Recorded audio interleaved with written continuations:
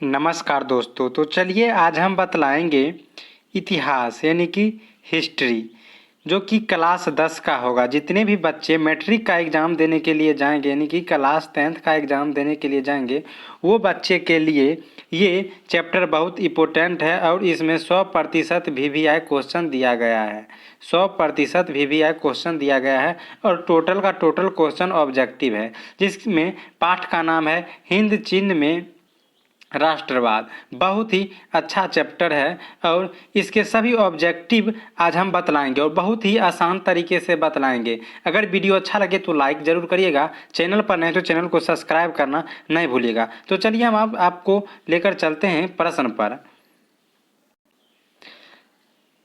हमारे चैनल पर नए हैं तो चैनल को सब्सक्राइब करना नहीं भूलिएगा, जो कि चैनल का नाम है अंशवली कुमार क्लासेस। तो चलिए प्रश्न संख्या 1 पर चलते हैं। तो प्रश्न संख्या 1 कहता है कि अंकोर वाट का मंदिर कहाँ स्थित है। जी हाँ दोस्तों, अंकोर वाट का जो मंदिर है वो कहाँ पे स्थित है। प्रश्न ये पूछ रहा है कि अंकोर वाट का मंदिर जो है वो कहाँ पे स्थित है। तो चलिए इसमें 4 ऑप्शन दिया गया है। पहला ऑप्शन दिया गया है वियतनाम, दूसरा दिया गया है थाईलैंड, तीसरा दिया गया है लाओस, चौथा दिया गया है कंबोडिया। तो चलिए इसका आंसर अगर आप लोग जानते हैं तो कमेंट में ज़रूर बताइएगा, अगर नहीं जानते हैं तो चलिए इसका आंसर हम बतलाते हैं। तो इसका आंसर हो जाएगा ऑप्शन नंबर डी वाला। ऑप्शन नंबर डी वाला हो जाएगा कंबोडिया। करेक्ट आंसर हो जाएगा ऑप्शन नंबर डी यानी कि कंबोडिया। जो कंबोडिया है, यहाँ कंबोडिया में है अंकोर वाट का मंदिर। चलिए अब अगला प्रश्न पर चलते हैं। तो अगला प्रश्न इस प्रकार है, प्रश्न संख्या 2 इस प्रकार है कि हिंद चीन पहुंचने वाले प्रथम व्यापारी कौन थे। हिंद चीन जो है वो हिंद चीन में पहुंचने वाले प्रथम व्यापारी कौन थे, यानी कि इंग्लैंड वासी थे, फ्रांसीसी थे, पुर्तगाली थे, डच थे। तो 4 ऑप्शन दिया गया है, चारों में से जो सही बुझाता है आपको वो आंसर दीजिए। तो चलिए इसका हम सही आंसर हम बतलाते हैं। तो इसका सही आंसर पुर्तगाली होगा। इसका सही आंसर पुर्तगाली होगा। Option number C, option number C सही होगा। इसका सही आंसर होगा पुर्तगाली। चलिए अब अगला प्रश्न पर चलते हैं। तो अगला प्रश्न इस प्रकार है कि हिंद चीन में बसने वाले फ्रांसीसी कहे जाते थे। हिंद चीन जो था उस हिंद चीन में बसने वाले फ्रांसीसी को क्या कहते थे, किस नाम से जाना जाता था, वो प्रश्न है। पहला दिया गया है ऑप्शन फ्रांसीसी, दूसरा में दिया गया है शासक वर्ग और तीसरा दिया गया है कोलोन और चौथा दिया गया है जनरल। तो इसका सही आंसर क्या होगा वो बतलाना है। तो चलिए इसका सही आंसर बतलाते हैं। ऑप्शन नंबर सी वाला सही हो जाएगा, यानी कि option number C correct answer हो जाएगा कोलोन। चलिए अब हम अगला प्रश्न पर चलते हैं। तो अगला प्रश्न इस प्रकार है कि नरोत्तम सिंहानुक कहाँ के शासक थे। नरोत्तम सिंहानुक जो था वो कहाँ के शासक थे। तो इसका आंसर बतलाना है। तो चलिए इसका आंसर हम बतलाते हैं। इसका आंसर हो जाएगा कंबोडिया। ऑप्शन नंबर डी सही हो जाएगा। ऑप्शन नंबर डी सही हो जाएगा। इसका सही आंसर क्या हो जाएगा कंबोडिया। चलिए अब हम अगला प्रश्न पर चलते हैं। वीडियो अच्छा लगे तो लाइक जरूर करिएगा, चैनल पर नहीं तो चैनल को सब्सक्राइब करना नहीं भूलिएगा। तो चलिए क्वेश्चन है मेरा 5वां कि the history of the loss of Vietnam किसने लिखा। The history of the loss of Vietnam किसने लिखा। तो इसमें भी 4 ऑप्शन दिया गया है। तो इसका सही आंसर बतलाना है। तो सही आंसर हो जाएगा option number B. Option number B हो जाएगा फान बोई चाओ। ऑप्शन नंबर 20 सही हो जाएगा फान बोई चाओ, यानी कि the history of the loss जो है वो फान बोई चाओ ने लिखा था। चलिए अब हम अगला प्रश्न पर चलते हैं। तो मेरा अगला प्रश्न इस प्रकार है। अगला प्रश्न कहता है कि मार्च 1946 ईस्वी में फ्रांस व वियतनाम के बीच होने वाली समझौता किस नाम से जाना जाता है। यानी कि मार्च में 1946 ईस्वी में फ्रांस और वियतनाम के बीच होने वाले समझौता को किस नाम से जाना जाता है वो बतलाना है। तो इसका भी ऑप्शन नंबर 20 सही होगा, यानी कि हनोई समझौते के नाम से जाना जाता है। इसका सही आंसर क्या हो जाएगा? हनोई समझौते। चलिए अब हम अगला प्रश्न पर चलते हैं। तो अगला प्रश्न इस प्रकार है कि किस प्रसिद्ध दार्शनिक ने एक अदालत लगाकर अमेरिका को वियतनाम युद्ध के लिए दोषी करार दिया? तो इसका सही आंसर क्या होगा वो बतलाना है। इसका सही आंसर हो जाएगा रसेल ने। ऑप्शन नंबर ए जो है वो सही होगा। ऑप्शन नंबर ए सही होगा, रसेल ने। चलिए अब हम अगला प्रश्न पर चलते हैं। तो अगला प्रश्न है कि हिंद चीन क्षेत्र अंतिम युद्ध समाप्ति के समय अमेरिकी राष्ट्रपति कौन थे? अमेरिकी राष्ट्रपति कौन थे? अमेरिका को जो राष्ट्रपति हैं वो कौन थे? तो इसका सही आंसर बतलाना है। इसमें भी 4 ऑप्शन दिया गया है, तो इसका सही आंसर हो जाएगा निक्सन। ऑप्शन नंबर बी, यानी कि ऑप्शन नंबर बी जो है वो सही होगा, जिसका नाम है निक्सन। चलिए अब हम अगला प्रश्न पर चलते हैं। तो अगला प्रश्न इस प्रकार है कि हुआ आंदोलन किस प्रवृत्ति का था? हुआ आंदोलन जो था वो किस प्रवृत्ति का था? इसमें भी 4 ऑप्शन दिया गया है, तो क्या होगा? तो इसका आंसर डी वाला होगा, क्रांतिकारी धार्मिक। ऑप्शन नंबर डी सही होगा, क्रांतिकारी धार्मिक। चलिए अब हम अगला प्रश्न पर चलते हैं। बहुत ही इंपॉर्टेंट प्रश्न है कि जेनेवा समझौता कब हुआ था? जेनेवा समझौता जो था वो कब हुआ था? 4 ऑप्शन दिया गया है, चारों में से सही आंसर बतलाना है। तो इसका ऑप्शन नंबर ए सही होगा, 1954 ईस्वी में हुआ था। 1954 ईस्वी में हुआ था। जेनेवा समझौता 1954 ईस्वी में हुआ था। ऑप्शन नंबर ए सही होगा। चलिए अब हम अगला प्रश्न पर चलते हैं। तो अगला प्रश्न इस प्रकार है कि वियतनाम का एकीकरण का पूर्ण हुआ। वियना का एकीकरण यहाँ पर कब होगा,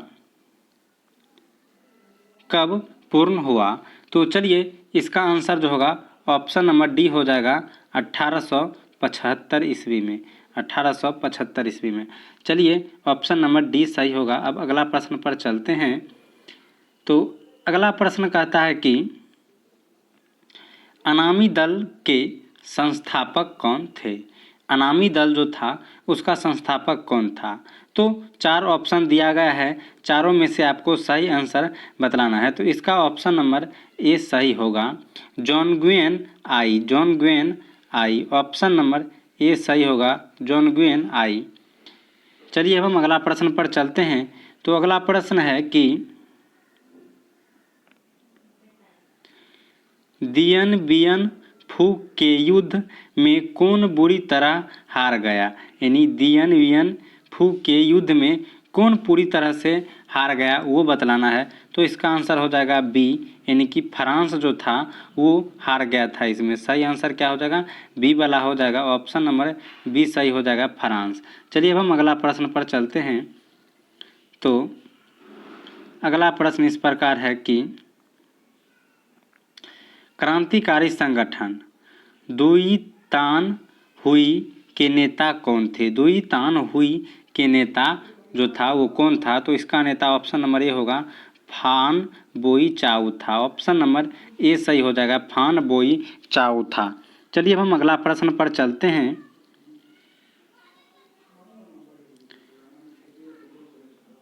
तो अगला है, जापान ने हिंद चीन पर कब अधिकार जमा लिया? जापान जो था वो हिंद चीन पर कब अधिकार जमा लिया सो बतलाना है। तो चलिए इसका आंसर हो जाएगा बी, यानी कि 1940 ईस्वी में। 1940 ईस्वी में। अब हम अगला प्रश्न पर चलते हैं। अगला कहता है कि स्कॉलर्स विद्रोह कब हुआ? स्कॉलर्स विद्रोह कब हुआ? आंसर बतलाना है। तो ऑप्शन नंबर ए हो जाएगा सही। तो चलिए अब हम अगला प्रश्न पर चलते हैं। अगला प्रश्न कह रहा है कि पुर्तगालियों ने कहाँ अपना केंद्र बनाया, पुर्तगालियों ने कहाँ अपना केंद्र बनाया, तो इसका भी ऑप्शन नंबर ए सही हो जाएगा, यानी कि मलक्का में बनाया। तो चलिए हम अगला प्रश्न पर चलते हैं। अगला कहता है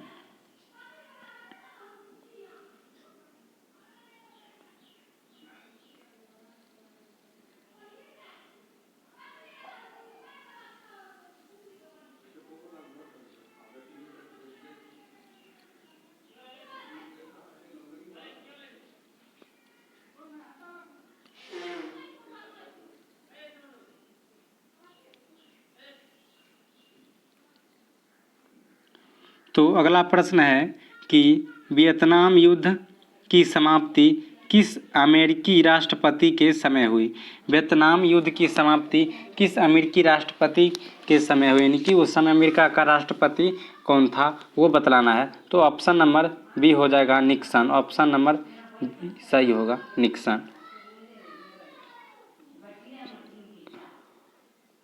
चलिए अब अगला प्रश्न पर चलते हैं। अगला कहता है हो चिन मिन का शाब्दिक अर्थ क्या होता है। हो चिन मिन का शाब्दिक अर्थ क्या होता है। शाब्दिक अर्थ होता है पथ प्रदर्शक। पथ प्रदर्शक यानी कि ऑप्शन नंबर सी होता है पथ प्रदर्शक। चलिए अब हम अगला प्रश्न पर चलते हैं। अगला प्रश्न कहता है वियतनाम लोकतांत्रिक गणराज्य की स्थापना किस वर्ष हुई। तो इसका आंसर हो जाएगा सी नंबर 1945 ईस्वी में। 1945 ईस्वी में। चलिए अब हम अगला प्रश्न पर चलते हैं। अगला प्रश्न में कहता है कि अंकोर वाट के मंदिर का निर्माण किसने करवाया। अंकोर वाट के मंदिर का निर्माण किसने करवाया।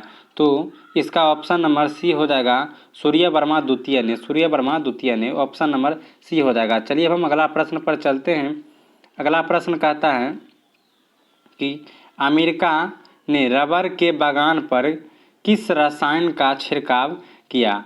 अमेरिका जो है वो रबर के बागान पर किस रसायन का छिड़काव किया। तो ऑप्शन नंबर ए हो जाएगा, यानी कि जहरीला रासायनिक पदार्थ का छिड़काव किया था उस रबर पर के बागान पे। चलिए अब हम अगला क्वेश्चन पर चलते हैं। अगला क्वेश्चन कहता है कि कंबोडिया फ्रांस का संरक्षित राज्य कब बना। कंबोडिया फ्रांस का संरक्षित राज्य कब बना। तो ऑप्शन नंबर बी सही हो जाएगा, यानी कि ऑप्शन नंबर बी सही हो जाएगा 1863 ईस्वी में। चलिए अगला प्रश्न पर चलते हैं। तो अगला प्रश्न कहता है लाल खमेर सेना किसकी थी। लाल खमेर सेना किसकी थी। तो सिहानुक की थी, यानी कि ऑप्शन नंबर बी सही हो जाएगा। ऑप्शन नंबर बी जो है वो सही होगा। चलिए अब हम अगला प्रश्न पर चलते हैं। अगला प्रश्न है कि वियतनाम में टॉकिन फ्री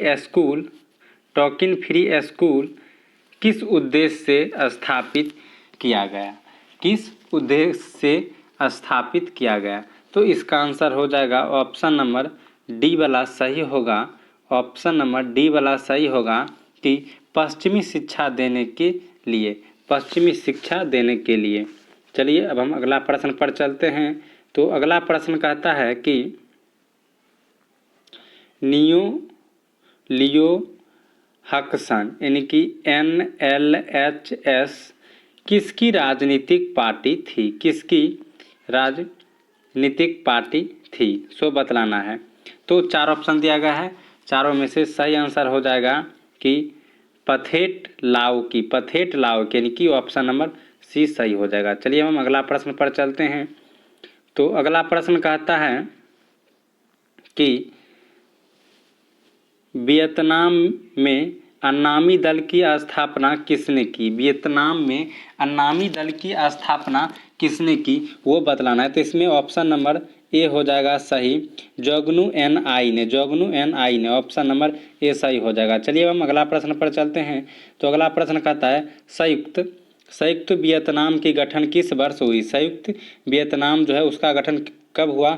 तो ऑप्शन नंबर डी हो जाएगा, यानी कि 1975 ईस्वी में। 1975 ईस्वी में हुआ। चलिए हम अगला प्रश्न पर चलते हैं। तो अगला प्रश्न है कि हुआ आंदोलन का प्रणेता कौन था? हुआ आंदोलन का प्रणेता कौन था, यानी कि उसका मुख्य उद्देश्य देने वाला कौन था? तो इसका ऑप्शन नंबर ए हो जाएगा हुइन फू सो। तो चलिए हम अगला प्रश्न पर चलते हैं। अगला प्रश्न है कि हिंद चीन क्षेत्र में कौन से देश आते हैं? हिंद चीन क्षेत्र में कौन से देश आते हैं? तो इसका ऑप्शन नंबर सी वाला हो जाएगा। ऑप्शन नंबर सी वाला करेक्ट होगा, Cambodia, Vietnam, Laos. Cambodia, Vietnam, Laos. इसका एक ट्रिक याद रखिएगा तो भूलने का संभावना नहीं रहेगा। कबीला याद रखिएगा, कबीला। तो इससे आपको तीनों देश का जो नाम है पहला लेटर से लिया गया है, जो कि आपको याद रहेगा। चलिए हम अगला प्रश्न पर चलते हैं। तो अगला प्रश्न में कहता है कि वियतनाम में स्कारलेट रिवोल्ट किसके विरुद्ध हुआ था? तो इसका सही आंसर हो जाएगा डी वाला, यानी कि ईसाईयत के विरुद्ध हुआ था। ऑप्शन नंबर डी सही हो जाएगा। ऑप्शन नंबर डी सही हो जाएगा, ईसाईयत के विरुद्ध। अगला प्रश्न है कि किस राष्ट्रपति के शासनकाल में अमेरिका ने वियतनाम युद्ध में पहली बार भाग लिया? यानी कि किस राष्ट्रपति के शासनकाल में अमेरिका ने वियतनाम युद्ध के पहली बार भाग लिया? तो चलिए इसका आंसर बताइए। इसका आंसर हो जाएगा सी वाला, कैनेडी की शासनकाल में।